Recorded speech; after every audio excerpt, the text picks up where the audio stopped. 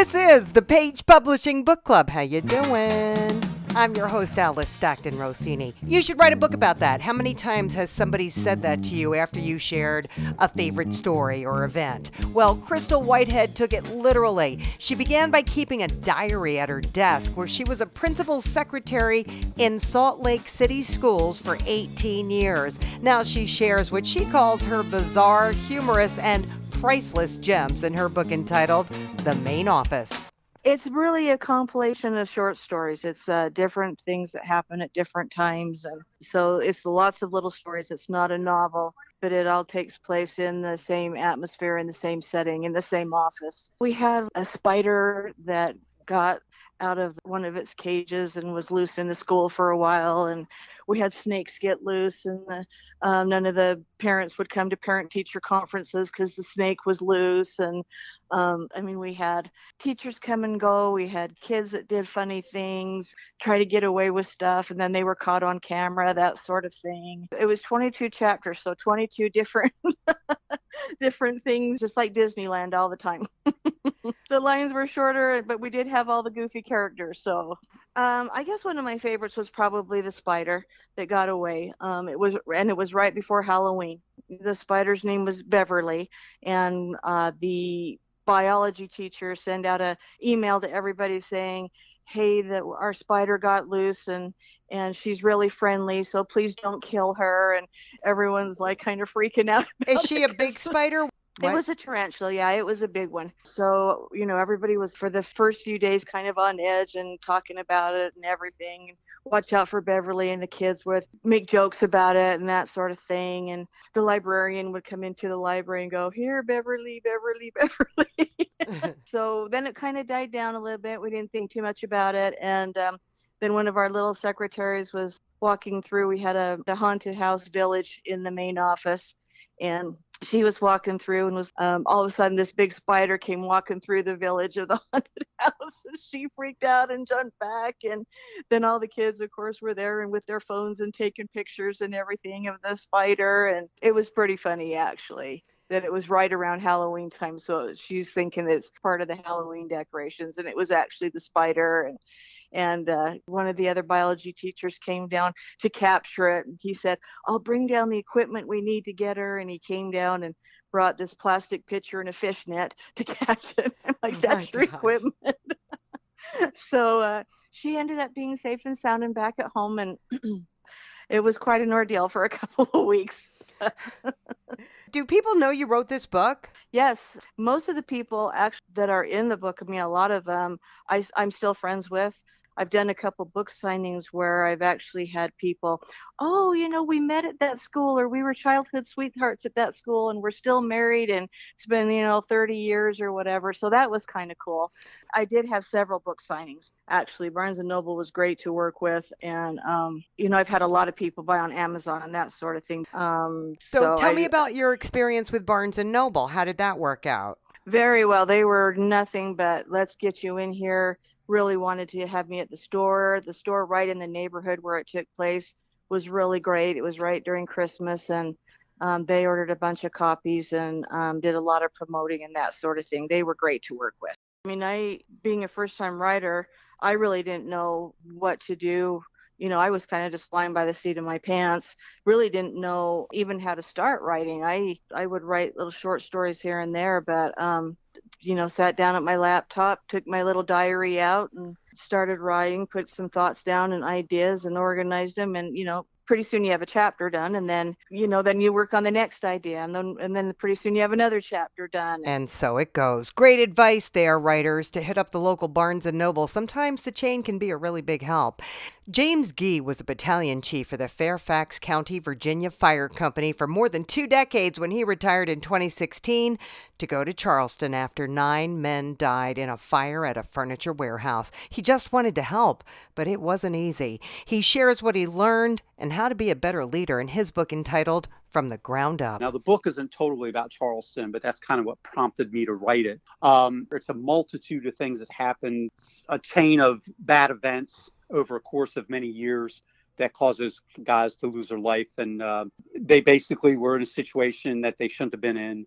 and the leadership wasn't aware that they shouldn't have been in there, and it went to hell for them. 9 guys lost their lives. So I saw that and read the NIOSH reports and things like that, and they advertised for a position. So this came up, so I was offered a position. So we went down there because I felt bad. I didn't know any of these guys.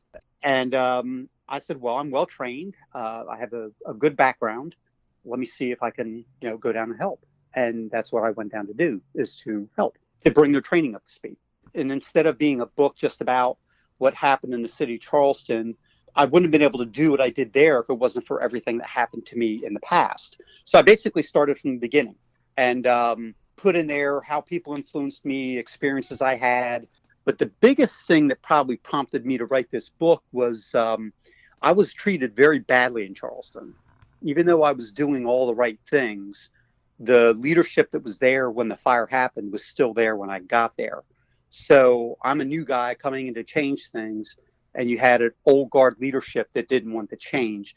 And it really put me in a bad place in my head, because I was doing everything right, and they were telling me I was doing stuff wrong, but they wouldn't give me any guidance. It's in the book. And I just was carrying around that weight for many years. So I wrote about it. And it got that weight off my chest. It got that bad feeling out of me. And one of the things I experienced was people, I think, feel threatened when they think you know more than them. And that's really not the way to be, because everybody's a resource. Everybody's an asset. Not everybody knows everything. And the best thing to do is count on the people you have around you to get you through. A lot of people don't do that. They get into positions of authority and they are threatened. And there's an example in the book, this guy, Captain Larry Jenkins. I was a battalion chief in Fairfax County, brand new battalion chief. We were on an incident, one of these self-storage places, and we had a fire in there, and there's no windows in this place. And the storage unit was a large one, and the people that had the storage unit built an illegal office in there made of wood, and that's what caught on fire, caught other things on fire. Well, they couldn't get the smoke out. And this guy, Captain Jenkins, he came to me and said, I want to cut a hole in the roof to get the smoke out. And I told him no. Well, a friend of mine and a mentor explained some things to me.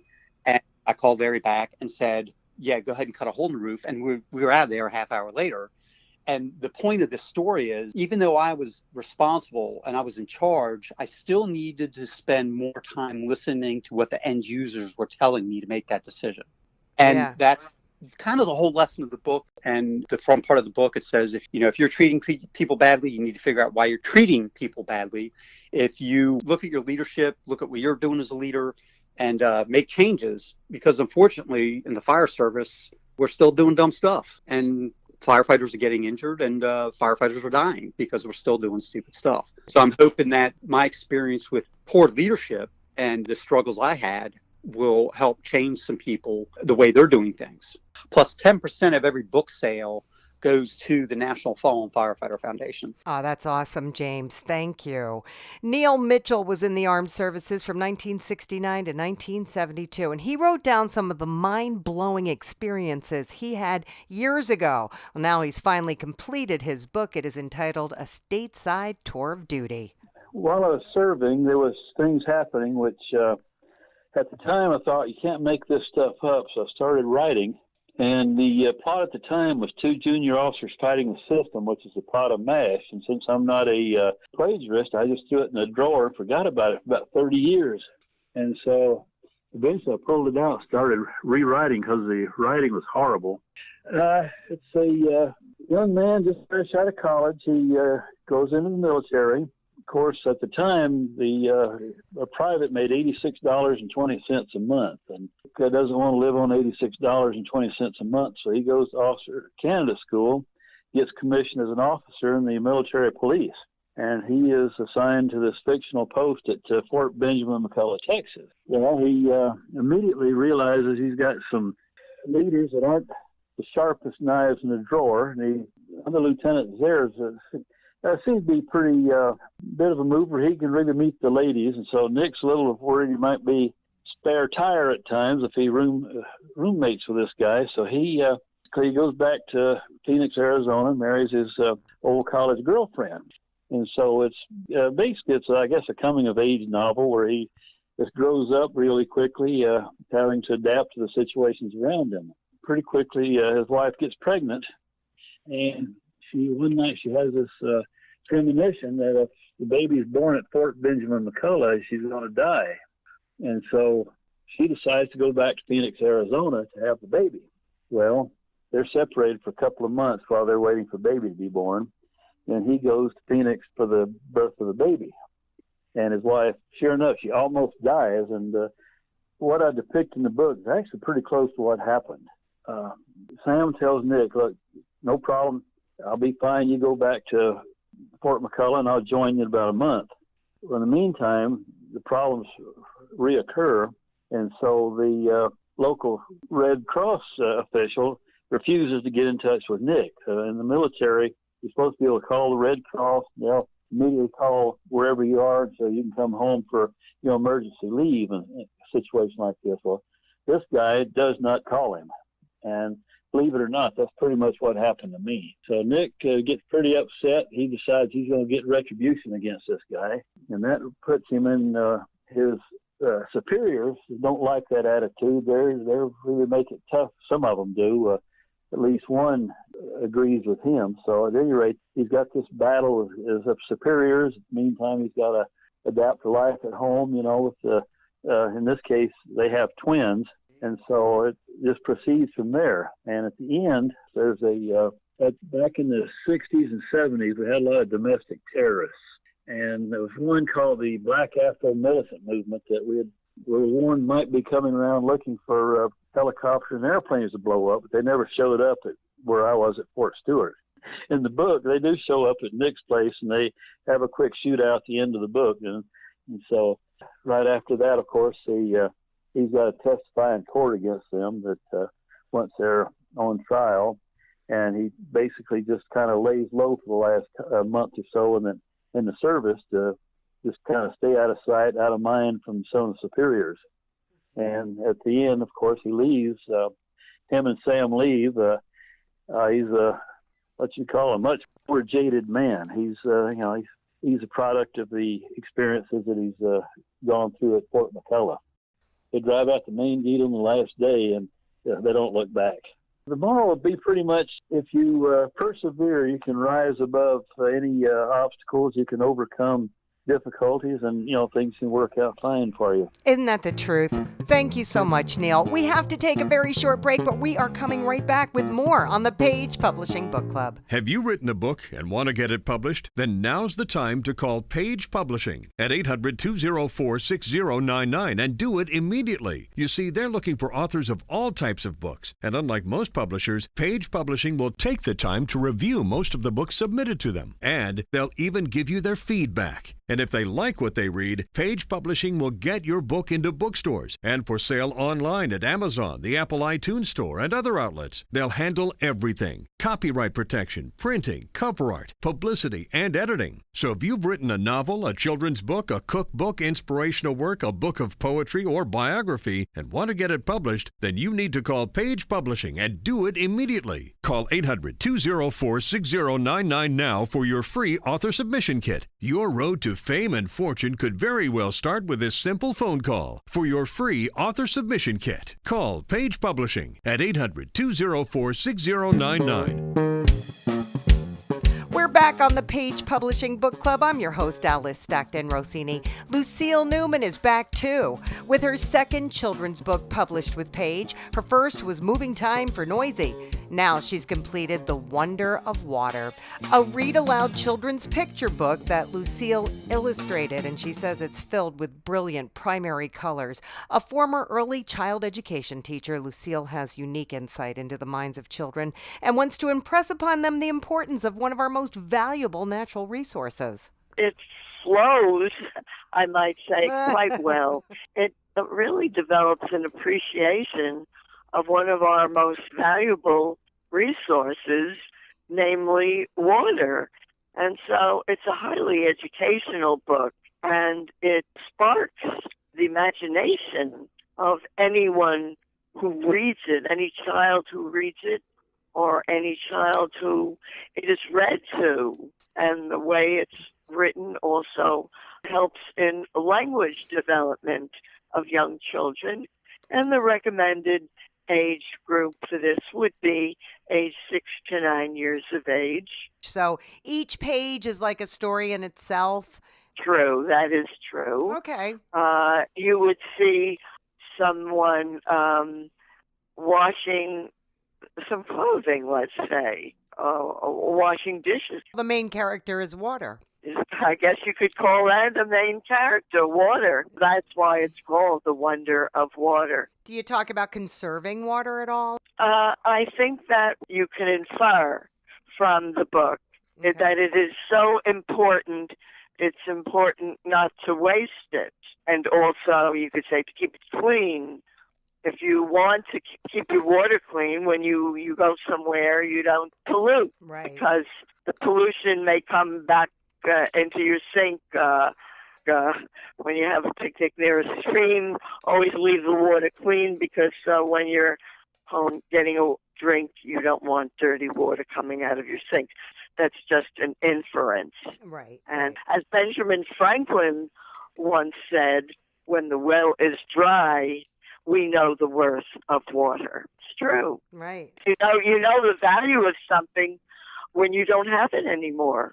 So are you able to go to schools and give your book out or read your book to kids? Well, I asked to go to classes, and if they permit that, I do go. I've also sent some copies out to different places. Well, in my own state, to Reno, Nevada, for example. And I hope that The Wonder of Water will soon be available in libraries. Excellent. As it is currently now in bookstores or online for anyone to buy. I've gotten so many favorable comments on the book and the pictures. I gave it out to somebody it was a business establishment, and 8 people immediately almost fainted at the beauty of it and said they wanted to buy copies of it. All right, Lucille. Well, thank you. Rama Krishnan was an engineer for Ford Motor Company in Michigan for 39 years. He managed a ton of projects at every level and started a number of clubs within the company, and believes he has some valuable insight for anyone, particularly someone from a foreign country coming to work in America. He started to blog about it and then decided he had enough to write a book. It is entitled Ford, According to Ram. It's about, it's nothing particular about Ford accomplishments. It is more my interwound with my personal life. Is how I got into Ford and what happened, some of the major accomplishments, and then there were a lot of family involvements, things like the open house, variety of things. I started a Ford running club, and then I started a Ford Toastmasters club, and what prompted me to start those and how long they went. The Ford Running Club is still very active. We still have what's called a corporate cup. Even retired people can participate. I participate every year. So there Ford involvement going back through and through. But that's my background: mechanical engineering, industrial engineering masters, then an MBA. So I was at engineering projects earlier days. Actually, I was in IT, then went into engineering, product engineering. Then I went into program management, which is managing engineers to do their job. It's actually, if you take a Ford person, young person, Ford engineer, so he can see the journey of a fellow Ford engineer, his life through Ford Motor Company, which has quite a bit of Ford technical information in terms of projects, accomplishments, and stuff. So that could be inspiring for a Ford engineer or somebody who wants to become a Ford engineer. And then somebody else who is not an engineer, doesn't want to become an engineer. It is a very interesting lifestyle of a fellow citizen, so to speak, and especially someone coming from a foreign country like India, what kind of a life he has gone through here in America. I checked many books so as far as how interesting it could be the audience. And I think mine is right up there as far as being interesting. Already you can see a couple of reviews in there in terms of how interesting it is to read that book. It would seem to me Ford would buy a bunch of these books and hand them out to new employees. I'm thinking of, there are a couple of things. One, I already went to local Barnes Noble store. And then there is another bookstore not too far from my home. And that lady said that they're always very keen to encourage and support the local new authors. And she was going to order a whole bunch of books through traders, she said. That's how they do. So she can promote them and sell them from her store here. And she suggested a couple of other stores. And she said they do something like author get-together once a month or so. But then she said one of the other clubs she mentioned, they do it almost twice a week or so within Ann Arbor, the downtown area. And then I intend to go back and promote the book signing, things like that. I've had a very interesting journey and filled with some good accomplishments, more than average person. So I thought I have something to tell from my view. The view of, just like the world according to God. So this is almost like a world according to Ram or Ford according to Ram. That's how I got the name, actually. Yeah, right, Ram. Joseph Harrell works in Central Supply at a nursing home where crazy stuff can happen and inspired him to write a book entitled The Mysterious Hospital. But you say nothing as crazy as the stuff you made up in your own mind, right? Right. All right. So it's basically a guy that works at a hospital. He's a security guard. He works the night shift. And he notices that some of his coworkers act a little strange every once in a while. And because of his curiosity, he investigates. And he basically discovers something that he shouldn't have. Is it something scary? Is it something supernatural? It's scary, but more in like a suspense. Because I thought, I enjoy horror. I enjoy watching horror movies and reading horror novels. But I thought it would be a little bit more realistic if the horror is less supernatural and more of what people get into. As I was writing the book, I started to strip down a little bit more of the supernatural. Like it started off as, when people think of supernatural, they think of ghosts and ghouls and zombies and stuff like that. But scary to me is turning on the news and seeing, the things that people are capable of. So it became more of that.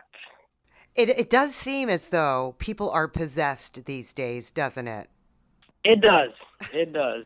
Like, turning on the news, you see, like, murder and the things that people are capable of beyond that. And, it could be your next-door neighbor. It could be someone you possibly know. That's a scary thing. Yeah. So what made you write this now? Well, I've always enjoyed writing short stories, but I've never had the opportunity to write a book. When I was working at the nursing home, I was working part-time, so I finally had some time to write. So I said, I just got to sit down and do this in order to get it done. So how are you telling people about this book? Well, I'm trying to book some book signings near like my local Barnes and Nobles. There, maybe create a social media page for it. I hope to be a full-time author one day. I'm working on another book right now, so I'm hoping that, this kicks off one day. All right, Joseph. Finally, Jacob Blong has always had a fascination with the science behind paranormal events. He served 6 years in the Army and moved all over the country.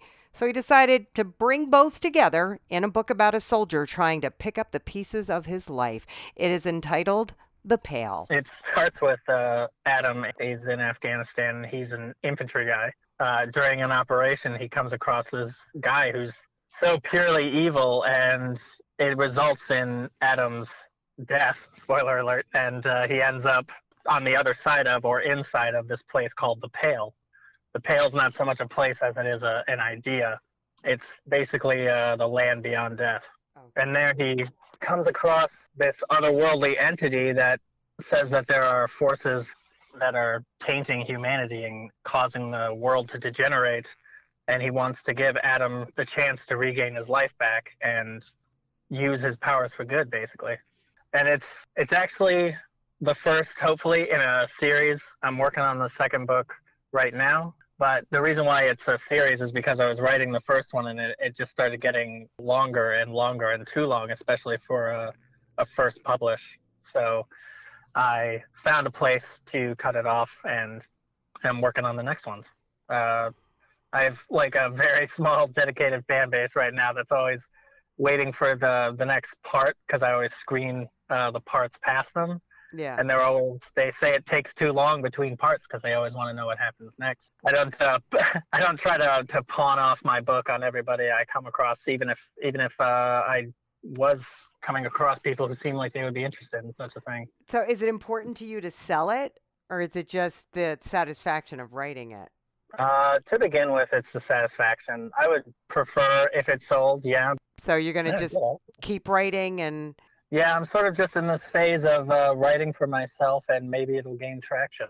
My favorite thing to do. It's like my only hobby. And you had a good experience with Paige?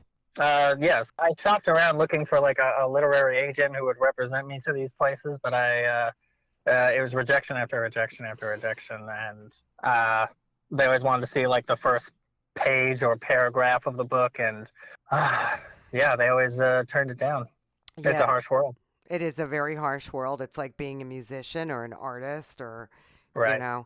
But if you get behind it, I can tell you that there are people that have had success if you get behind your own book. I tell you, it's the hardest thing to do. But, you know, we have first-time authors on the show all the time who will tell you about the success they've had really putting their book out there. Now, it depends on where you are. Our first author in this show talked about how wonderful Barnes & Noble has been with her. But while that may be true in Salt Lake City, it might not be true in other cities. Other authors highly recommend hitting up the local bookstores. They say they like promoting local authors, but you'll find not all of them. It's a crapshoot, what can I tell you? But you don't know until you try. And then we have authors who literally sell books out of the back of their cars. I'm not kidding you. They take copies with them wherever they go. They wind up talking to somebody and they make a sale. But you know, it takes a certain kind of personality to do that, no doubt. Anyway, there is success if you really want it, and we try to offer you proof of that every single week. So stay tuned or just download the podcast at 710WOR.com. In the meantime, I'm Alice Stockton Rossini. Don't give up on your dream. I'll catch you next time.